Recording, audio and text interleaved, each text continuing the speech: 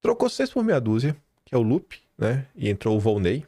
E aí eu fico me perguntando, mas qual é a lógica disso daí? A gente comentou o histórico dessa questão. Como o governo Bolsonaro tentou acabar com essa farra, e a esquerda no Brasil jogou contra mais de uma vez.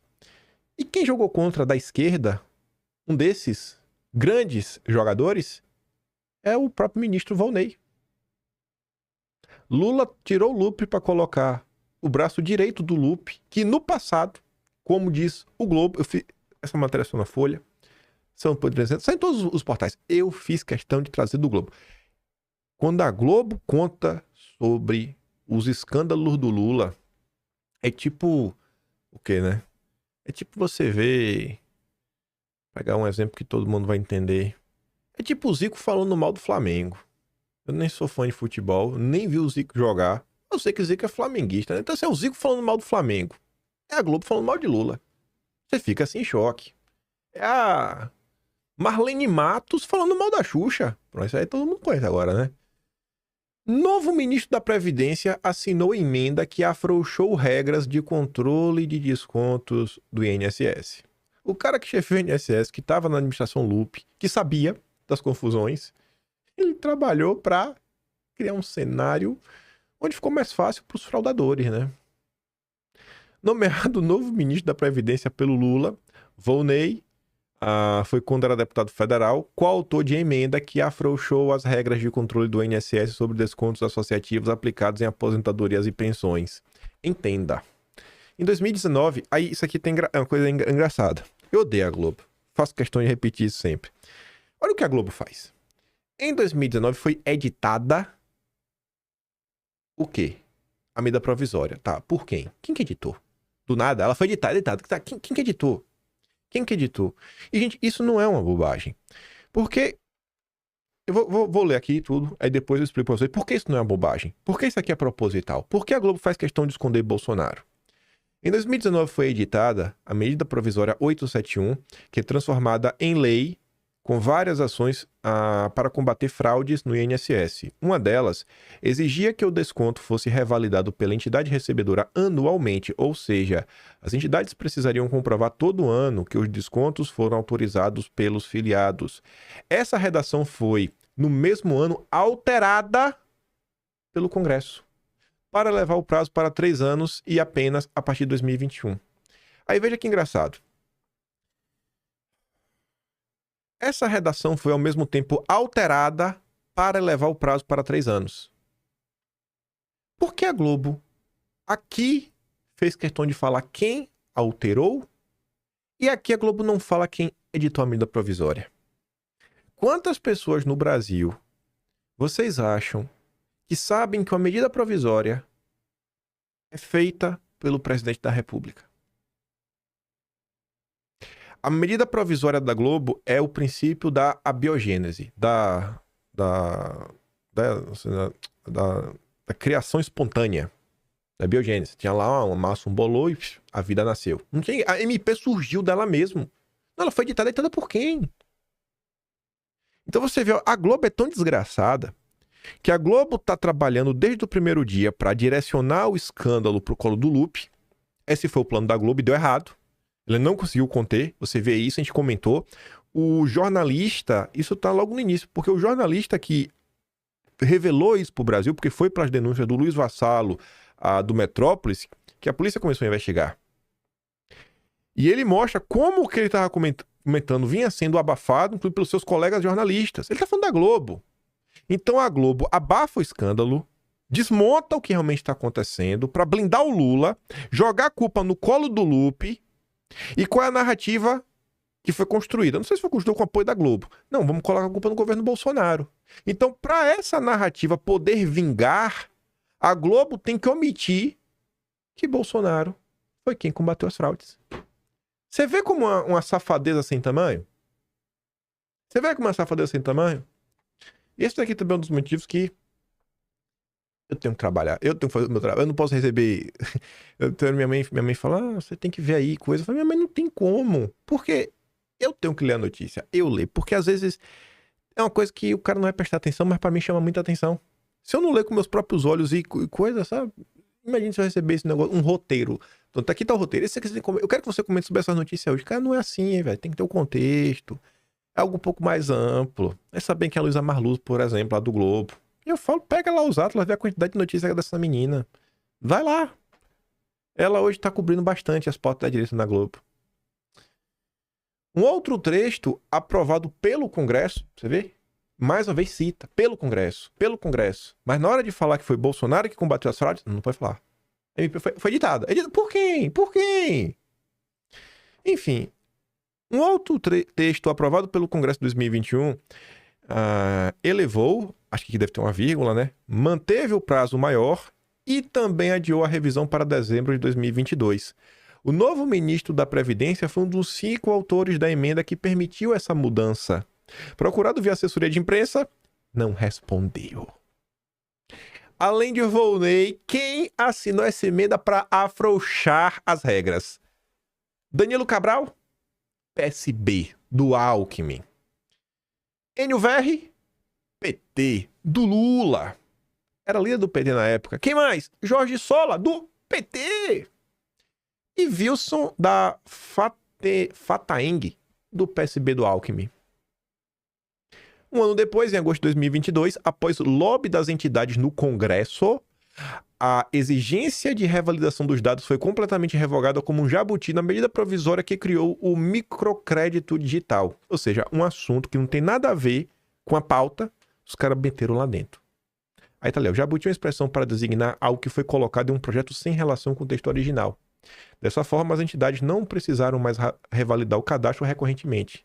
Quer ver outro jabuti recente? Pegaram o projeto do combustível do futuro para enfiar lá as taxinhas das compras. Fora a questão de mercado de carbono, sabe? É um absurdo que acontece, assim, que você fala, meu Deus do céu, vai só o Brasil para fazer umas coisas dessas. Fraude no INSS. Entidade alvo da Polícia Federal é condenada 28 vezes em uma semana por descontos indevidos.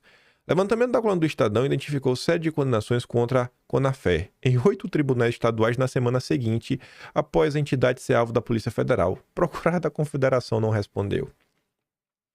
O Brasil profundo foi deixado à mercê de parasitas com selo oficial. A retórica petista de proteção aos pobres é desmontada por esses casos. É uma máquina que fala inclusão, mas na prática, né? Mas pratica extração assistida de renda.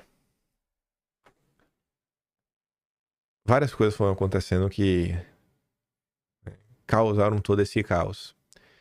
Ministro do TCU facilitou revalidação para associações investigadas por fraude no INSS. Deixa eu ver aqui o negócio. Haroldo Cedrais.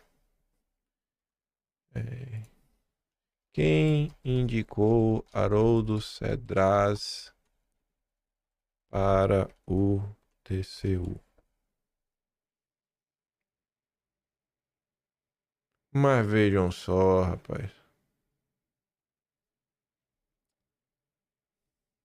Bom, ele tá no TCU há muitos anos. Ele tá no TCU desde a era Lula 1. Você vê, né? 26 de dezembro de 2006. Lula nomeou. Mas ele entra pro TCU tipo o Jonathan Jesus.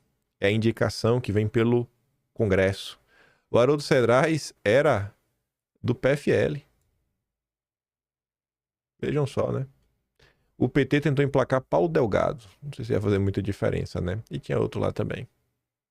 Olha o nosso PFL aí, né? Quem tava comentando esses dias, né? O PFL, lá do PDS, que vem da Arena, que vem da UDN, que vem do PRP e do PRM. O Brasil de sempre. Bom, agora a gente já sabe como é que o Haroldo chegou no TCU. Era um deputado. É o Tribunal de Contas da União. É um tribunal importantíssimo. E aqui não é nem o... Deixa eu ver se mostra aqui a profissão dele. Professor... Não. Não. Pro Supremo tem que ter notório saber jurídico, né, gente? Pro Supremo tem que ter notório saber jurídico. Veja isso aqui. Haroldo Cedrais é professor, tá? Médico veterinário. é formado em medicina veterinária pela UFBA. Ligado a Tonho Malvadeza, elegeu-se deputado na Bahia pelo PRN, seria reeleito em 94, 98, 2002. Tentou se reeleger em 2006, mas não obteve êxito. Já foi filiado ao MDB, PMDB e por último ao PFL. Seu terceiro mandato como deputado federal foi admitido em 99 a Ordem do Mérito Militar no grau de comendador especial pelo FHC. Foi secretário de Indústria e Comércio da Bahia e presidiu a Comissão de Relações Exteriores e Defesa Nacional na Câmara entre 2005 e 2006.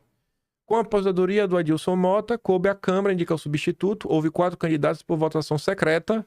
Ele venceu. Pois é. Já tá aqui já, ó. Escala Paz Wikipedia. É rápido, viu? A galera já meteu no Wikipedia já. A galera já meteu no Wikipedia. Brabos. Brabíssimos. Você tem um veterinário. O tribunal mais importante de contas desse país é um veterinário. Não dá. Olha, eu entendia se o cara fosse formado em contabilidade. Se fosse um engenheiro, me perdoa aí, né? Não tô falando pouco, mas veterinário é biologia. No máximo que viu foi umas aulas de estatística. Não, pô. Não dá. Não dá. Sabe, vai cuidar de cavalo. Vai cuidar de jegue aí dos petistas. Não tem condição, gente. Pra que eu fui pesquisar, agora me bateu até uma tristeza interna já. Meu Deus do céu. Meter um veterinário. Veterinário. Vai, decida, veterinário. Um veterinário no Tribunal de Contas da União.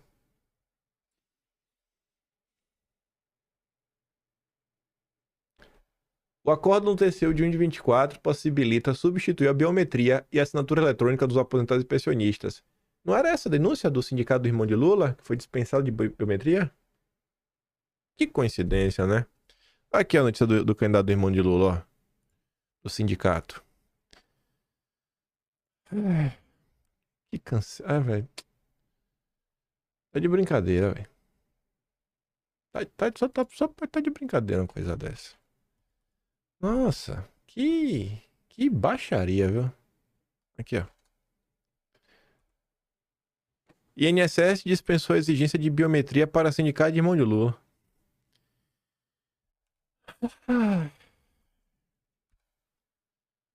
O Brasil cansa às vezes, viu? Fraude no INSS. Vamos falar do irmão de Lula. Sindicato de irmão de Lula não comprovou inscrição regular de aposentados. Diz o CGU. O Sidnap, entidade que tem como vice-presidente um irmão do Lula, é mencionado em um relatório da CGU, publicado nesta terça. Segundo a CGU, a entidade não entregou a documentação completa de nenhum dos 19 nomes de uma amostra dos aposentados dos quais faz descontos.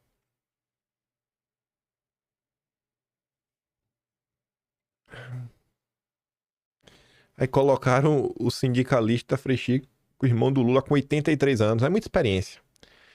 Muita experiência, muita experiência, muita experiência. E a INSS abre investigação interna, mas, uma coincidência, poupa! Sindicato do irmão de Lula. O novo presidente do INSS, Gilberto Valle, determinou à Corregedoria Geral a abertura de processo administrativo de responsabilização contra 12 entidades. Em despachos publicados na edição de hoje do Diário Oficial, o Corregedor-Geral Substituto do INSS, José Alberto de Medeiros Landim, designa 2 servidores para a comissão processante e elenca individualmente as entidades representantes de aposentados a serem investigadas. São elas, tá ali. Não tá o Sidnap. Curiosamente, o Sidnap não consta entre os alvos de apuração. Como este site revelou mais cedo, a entidade está na origem do esquema do roubo dos aposentados, tendo pedido diretamente à Lupe, ainda em janeiro de 23, a facilitação do processo de averbação de descontos de mensalidades associativas. Embora se autodenomine sindicato, o Sidnap é uma associação de direito privado como todas as outras, mas parece blindada por suas relações políticas. É vinculada à Força Sindical, do Paulinho da Força, presidida por Milton Cavallo, do PDT ligado a Lupe, e tem como vice-presidente o irmão de Lula. Buffet que recebeu verba de sindicato não atende no endereço e só tem placa de telefone na porta. Um buffet que recebeu dinheiro de um sindicato investigado na fraude fica em endereço em Brasília com as portas fechadas e tem apenas um cartaz com o nome e o telefone colado lá de fora. Estranho, né? Não vou falar assim, não é estranho. Às vezes realmente o buffet, às vezes o pessoal tá trabalhando, bota ali só um escritóriozinho, porque buffet, às mais tem um depósito, né? Tem gente. Pode estar fechada. É estranho, mas é estranho, né? É estranho. A defesa do buffet não respondeu, né? Estranho, né? E a Contag que tem aquela foto com Lula. Ai. Agora essa aqui é gostosa, viu? Estefa 5%. Os cadernos de anotações que incriminam o ex-chefe do INSS. Um conjunto de cadernos grandes de brochura e capa dura apreendidos pela PF está sendo tratado internamente pelos investigadores como a maior descoberta na primeira fase da operação. E uma espécie de mapa para chegar aos próximos níveis hierárquicos da quadrilha. Encontrados no escritório brasiliense de Antônio Carlos Camilo Antunes, conhecido como o Careca do INSS, os 20 cadernos eram preenchidos todo dia pela secretária dele e contém um registro das atividades e das finanças do operador que, segundo a PF, era quem pagava a propina das entidades que fraudaram as aposentadorias para os funcionários do INSS. Detalhista, a secretária sempre anotava no alto das páginas a data e a porcentagem devidas a cada integrante do esquema.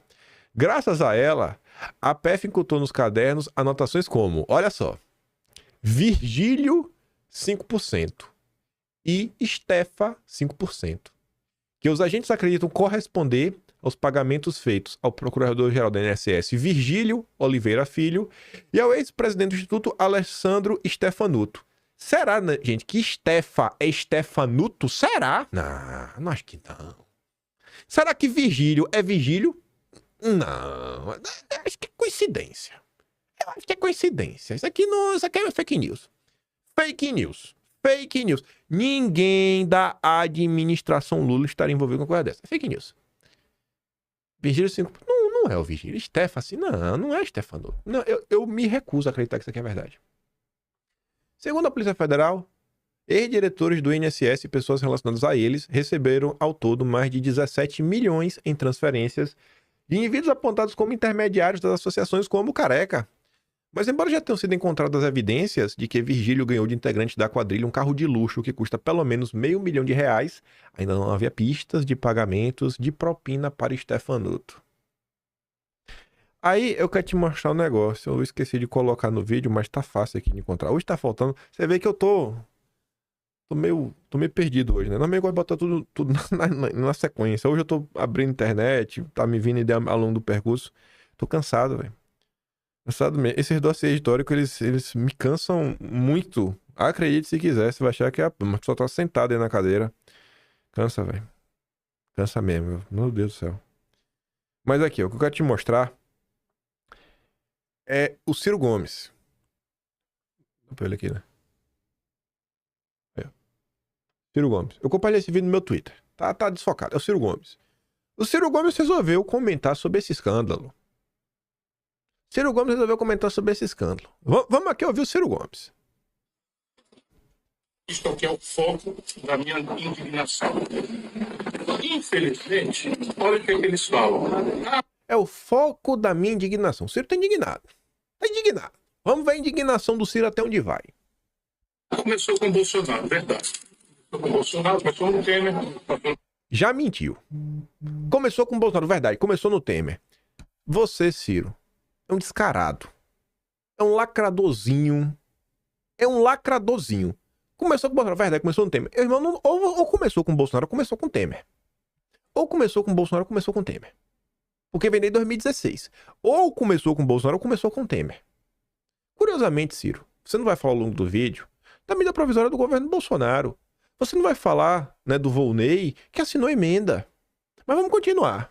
Bolsonaro, na faixa de 200, 300 milhões por ano. No governo Lula, passou para 3 bilhões por ano. O que nós temos que fazer nesse momento?